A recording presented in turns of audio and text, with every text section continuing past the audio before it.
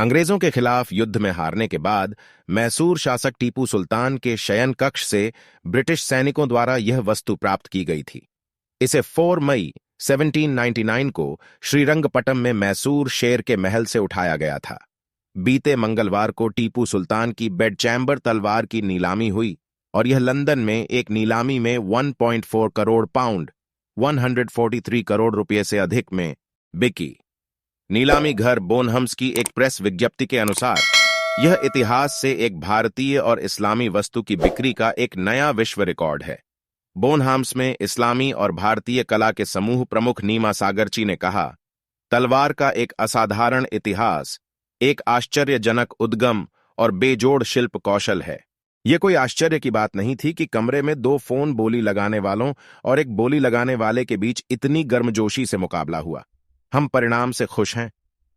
अंग्रेजों के खिलाफ युद्ध में हारने के बाद मैसूर शासक टीपू सुल्तान के शयन कक्ष से ब्रिटिश सैनिकों द्वारा यह वस्तु प्राप्त की गई थी।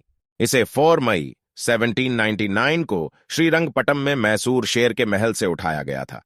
ब्लेड पर शासक की तलवार शब्दों के साथ खुदा हुआ है। नीलामी शुरू होने से पहले ऑलिवर व्हाइट, जो इस्लामिक और भारतीय कला के बोनहम्स के प्रमुख, ने कहा, यह शानदार तलवार टीपू सुल्तान से जुड़े सभी हथियारों में सबसे महान है जो अभी भी निजी हाथों में है। सुल्तान के साथ इसका घनिष्ठ व्यक्तिगत जुड़ाव, इसकी त्रुटिहीन उत्पत्ति का पता उसी दिन से चला जब इसे कब्जा कर लिया गया था, और उत्कृष्ट शिल्प कौशल जो इसके निर्माण में चला गया था इसे अद्वितीय और अत्यधिक वांछनीय बनाता है।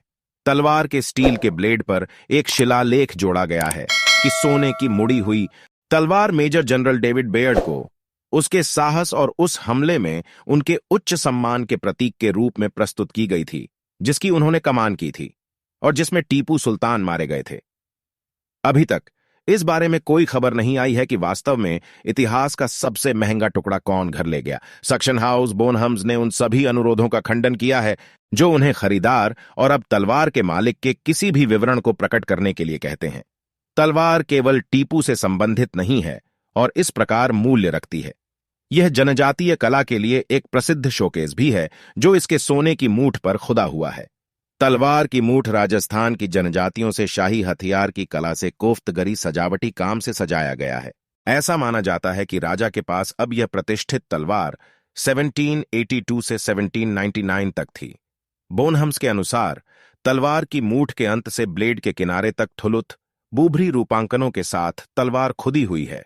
टीपू सुल्तान की विरासत और इतिहास के कारण उनकी स्थिति में टिकी हुई तलवार ने नीलामी में इतना अविश्वसनीय मूल्य अर्जित किया।